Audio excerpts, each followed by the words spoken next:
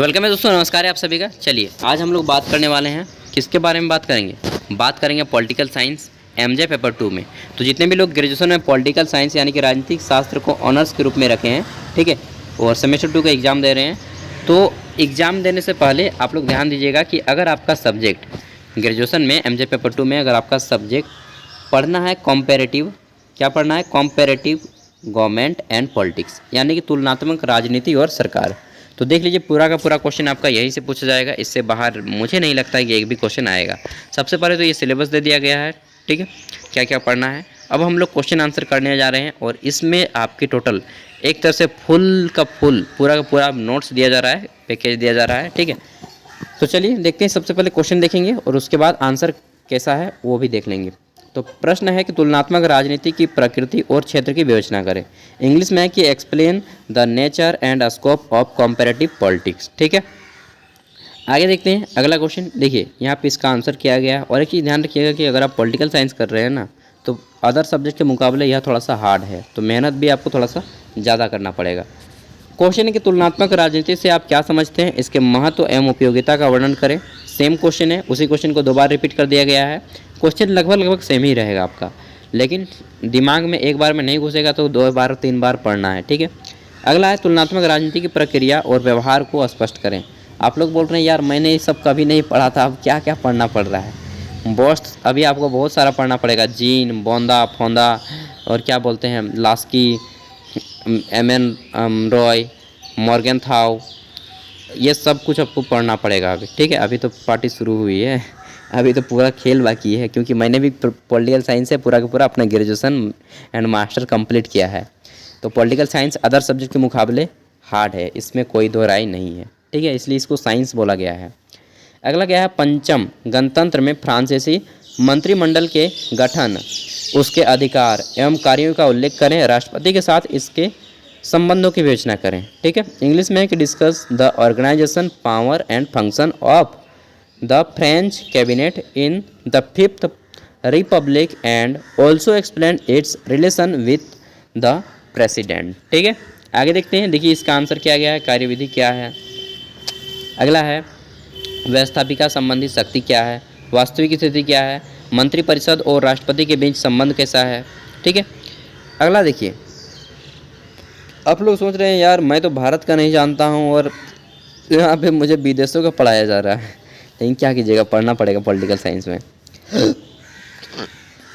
यार डकारें आ रही हैं और सुबह से कुछ खाया भी नहीं हूँ और डकारें आने शुरू हो गई हैं। एक अमरूद खा रहा था दोस्तों, जब मालूम है उसमें भी यार पीलू निकल गया, तो यार एक बाइट मारा था और देखा उल्टी जैसा लगने लगा एकदम, क्या बताएं। चलिए अगला क्वेश्चन है कि फ्रांसीसी मंत्रिपरिषद की प्रमुख विशेषताओं का उल्लेख करते हुए ब्रिटिश मंत्रिमंडल के साथ इसकी तुलना करें, ठीक है। तो ब्रिटिश मंत्रिमंडल और फ्रांसीसी मंत्रिमंडल के बीच आपको सिंपल सा बात है कि जानना पड़ेगा पहले कि ब्रिटिश और फ्रांसीसी के बारे में, उसके बाद ही आप अंतर बता पाएंगे कि प्रधानमंत्री की दुर्बल स्थिति क्या होती है, मंत्रिमंडल एवं मंत्रिपरिषद जानना है। फिर जानना है कि मंत्रिपरिषद का गठन कैसे होता है। अगला है कि मंत्रिमंडल का ढीला एवं ढाला संगठन। अगला है मंत्रिमंडल की दुर्बल स्थिति। नेक्स्ट है पदच्युति, ठीक है, और इस तरह से आपका आंसर हो जाएगा। आगे देखिए अगला क्वेश्चन है कि ब्रिटिश संविधान की प्रमुख विशेषताओं का वर्णन करना है, ठीक है। Describe the main feature of British constitution. तो ब्रिटिश संविधान की प्रमुख विशेषताएं कौन कौन सी हैं उसको बताने हैं, ठीक है। यार बोलने का ताकत नहीं बचा है मेरे पास, एनर्जी नहीं बचा है। मतलब सुबह से 2 वीडियो बना चुका हूँ, आधा घंटा का लगातार, ठीक है। चलिए क्वेश्चन है कि ब्रिटिश संविधान की विशेषताएं बताएं। Silent feature of the British constitution.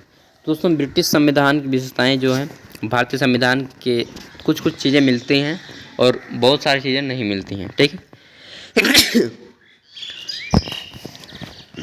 तो देखिए यहाँ पे दिखा गया है कि यहाँ का जो संविधान है अलिखित है, कोई लिखा हुआ नहीं है। बस ये पॉइंट याद रख लीजिए, 11 पॉइंट, जैसे कि विकसित संविधान है, अलिखित संविधान है, कोई लिखा हुआ संविधान नहीं है कि भारतीय संविधान जिस प्रकार लिखा हुआ है वैसा संविधान लिखा हुआ नहीं है, ठीक है।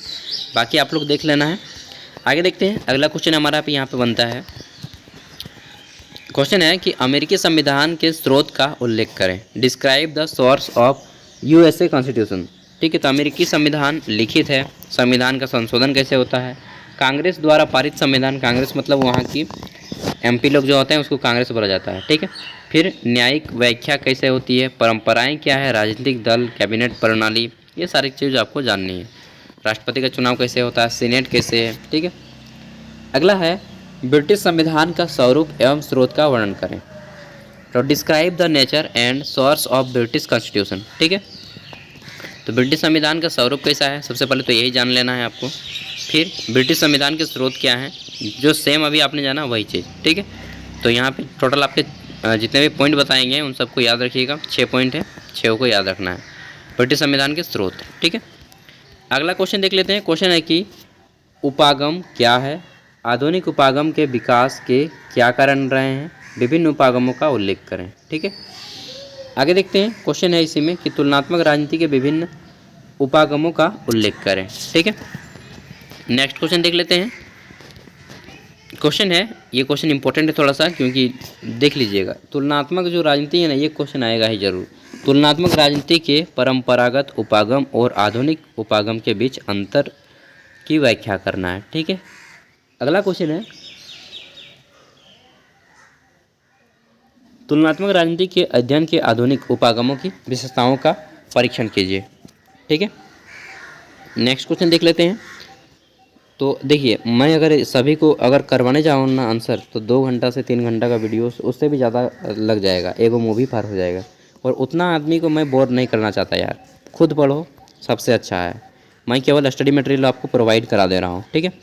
अगला क्वेश्चन है कि राजनीतिक संस्कृति से आप क्या समझते हैं। तुलनात्मक राजनीतिक अध्ययन में इसके महत्व पर प्रकाश डालें, ठीक है। What do you understand by political culture, discuss its importance to the study of comparative politics, ठीक है। अगला क्वेश्चन देख लेते हैं। क्वेश्चन नंबर हमारा आएगा, इसमें पूछा गया है कि कार्यपालिका क्या है। ये क्वेश्चन थोड़ा सा इजी है। कार्यपालिका क्या है, इसके कार्यों का उल्लेख करें, संक्षेप में इसकी शक्तियों की वृद्धि के कारणों का उल्लेख करें, ठीक है। और बतलाएं कि इसकी शक्तियों पर नियंत्रण किन साधनों से किया जाता है। तो कार्यपालिका मतलब क्या होता है मालूम है? जितने भी लोग सरकारी नौकरी करते हैं ना, वे सभी कार्यपालिका हैं, एग्जीक्यूटिव हैं। What is executive, discuss its function in brief, also discuss the causes for its growing power and measure to exercise control over it, ठीक है। ये हो गया। आगे देख लेते हैं हमारा नेक्स्ट क्वेश्चन। क्वेश्चन है 29-30। देखिए क्वेश्चन है हमारा 30 नंबर क्वेश्चन नहीं है यार, 30 नंबर पेज नंबर है, ठीक है। क्वेश्चन है कि ब्रिटिश क्राउन, क्राउन मतलब ताज, ठीक है। ब्रिटिश ताज की शक्तियों का उल्लेख करें और उसकी संवैधानिक स्थिति की व्याख्या करें। इंग्लिश में है कि discuss the power of British crown and explain the constitutional position of the emperor और किंग, ठीक है। ये हो गया। नेक्स्ट क्वेश्चन देख लेते हैं। तो हमारा आएगा क्वेश्चन अब, इसमें बोला गया है कि ब्रिटेन में सम्राट की शक्तियों एवं कार्यों की समीक्षात्मक विवेचना करें, ठीक है। अब देखिए, अब जो क्वेश्चन है इसको भी नोट कर लीजिएगा यार। क्वेश्चन है कि ब्रिटिश प्रधानमंत्री की स्थिति की आलोचनात्मक समीक्षा करें, ठीक है। उसी क्वेश्चन को 2 बार 3 बार करके लिखा गया है कि ब्रिटिश प्रधानमंत्री की नियुक्ति किस प्रकार होती है, इसके कार्यों अधिकारों का उल्लेख करते हुए इसकी स्थिति की विवेचना करें, ठीक है। अगला है प्रधानमंत्री मंत्रिमंडल रूपी मेहराब की केंद्रीय सिल्म है, ब्रिटिश प्रधानमंत्री के संदर्भ में इस कथन की विवेचना करें। और ब्रिटिश प्रधानमंत्री थे, ठीक है, ब्रिटिश प्रधानमंत्री थे, अधिकार एवं कार्यों की विवेचना प्रस्तुत कीजिए। इस बात की व्याख्या कीजिए कि क्यों उसे समकक्षों के प्रथम कहा जाता है, ठीक है। यार गाड़ी आकर ना माथा खराब कर देता है। चलिए आगे देखते हैं। अगला क्वेश्चन है कि अमेरिका के राष्ट्रपति के निर्वाचन की प्रक्रिया की विवेचना करें। Discuss in brief the procedure of election of the American president. तो अमेरिका के राष्ट्रपति का चुनाव कैसे किया जाता है उसके बारे में जानना है आपको डिटेल में। आप बोलिएगा यार मुझे भारत के राष्ट्रपति के चुनाव के बारे में नहीं मालूम है, तो अमेरिका के राष्ट्रपति के बारे में क्या बताऊँ। देखिए दोस्तों, जानना तो पड़ेगा, नहीं जानेंगे तो फिर कैसे होगा। पॉलिटिकल साइंस टफ है, मैं मानता हूँ इस बात को, क्योंकि मैंने खुद फील किया है इसको। अगला है चीन के स्टेट काउंसिल्स के गठन, इसके कार्य अधिकार की विवेचना करें, इसकी स्थिति का मूल्यांकन करें, ठीक है। आगे देख लेते हैं हमारा नेक्स्ट क्वेश्चन। तो हमारा क्वेश्चन यहाँ पे बनता है कि व्यवस्थापिका से आप क्या समझते हैं? व्यवस्थापिका से आप क्या समझते हैं? आज के युग में इसके महत्व कार्यों का उल्लेख करें। ठीक है, नेक्स्ट क्वेश्चन देख लेते हैं। हमारा क्वेश्चन क्या है?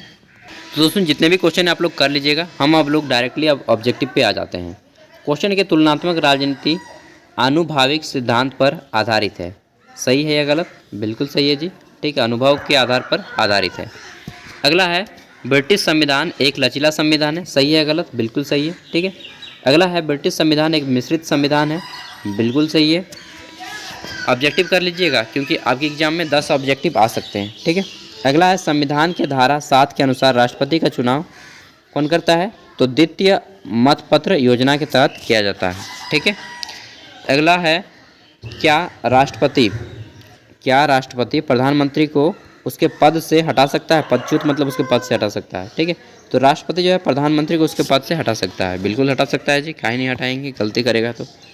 अगला है कि अल्जीरिया संकट की स्थिति जो है संकट काल की घोषणा कब की गई थी? तो अल्जीरिया संकट की घोषणा 1961 में की गई थी, 1961 में। ठीक है, और 1962 में भारत चीन युद्ध हुआ था। अगला है कि किसके अनुसार राष्ट्रपति सर्वप्रथम प्रधानमंत्री की नियुक्ति कर सकता है? तो धारा 8 के अनुसार जो है राष्ट्रपति सर्वप्रथम प्रधानमंत्री की नियुक्ति कर सकता है। अगला है कि क्या अमेरिका का संविधान विश्व का सबसे पुराना या लिखित संविधान है? सही, हाँ जी हाँ दोस्तों, अमेरिका इसलिए डेवलप हो गया है क्योंकि अमेरिका में सबसे पहले आज़ादी मिली, उसके बाद संविधान भी उन्होंने बना लिया। हम लोग का तो 1950 में बना यार। ठीक है, 50-70 साल हुआ है, 70-72-73 साल अब हो गया है। अगला है क्या स्विस संविधान की मौलिक अधिकार है? ठीक है, क्या स्विस संविधान की मौलिक अधिकार है? जी हाँ, हर संविधान की मौलिक अधिकार होती है। स्विस मतलब स्विट्जरलैंड। ठीक है, जाना है? किसको किसको जाना है? मुझको भी जाना है यार। अगला है संघात्मक राज्य का जन्म नहीं वर्ण निर्माण होता है। सही है या गलत? बिल्कुल सही है। ठीक है, राइट आंसर हो जाएगा। अगला है स्विट्जरलैंड क्षेत्रफल एवं जनसंख्या की दृष्टि से बहुत छोटा है। बिल्कुल सही है। और यहाँ पे एक बैंक पाया जाता है, स्विस बैंक, नाम सुने? स्विस बैंक जो है दोस्तों, दुनिया के वह महाघटिया लोग वहाँ पे मतलब राजनेता लोग पैसा अपना जमा करते हैं, भर भर के पैसा जमा करते हैं ताकि धांधली कर सकें इलेक्शन में। संयुक्त राज्य अमेरिका संघात्मक शासन का जनक कौन है? संयुक्त राज्य अमेरिका जो है विश्व में संघात्मक शासन व्यवस्था का जनक है। बिल्कुल सही है। ठीक है, अगला है कि क्या है संयुक्त राज्य अमेरिका तथा स्विट्जरलैंड दोनों संघात्मक राज्य हैं। बिल्कुल सही है। नेक्स्ट क्वेश्चन है कि अमेरिकी संघ को किसी ने आदर्श संघ भी कहा है? तो बिल्कुल सही कहा है। ठीक है, अगला क्वेश्चन है 15 नंबर कि क्राउन वह टोपी है जिसे सम्राट राजपद के चिन्ह के स्वरूप पहनता है। ठीक है, तो सही है। यार मुझे भूख लग गया है, आप लोग दोस्तों कर लीजिएगा। मैं पूरा का पूरा PDF आपको 61 पेज का PDF है, 61 पेज का। ठीक है, इसको कर लेना है। आप लोग को मैं पूरा का पूरा दे रहा हूँ PDF, वीडियो का डिस्क्रिप्शन में ही होगा, वहाँ से डाउनलोड करके कर लेना है। ठीक है, थैंक यू। एंड इसी तरह से आपके जितने भी IRC का पेपर है, उसके बाद IVS का पेपर है, कॉमन कोर्स का पेपर है, सभी के अपलोडेड हैं। ठीक है, थैंक यू, बाय, मिलते हैं अगली वीडियो में।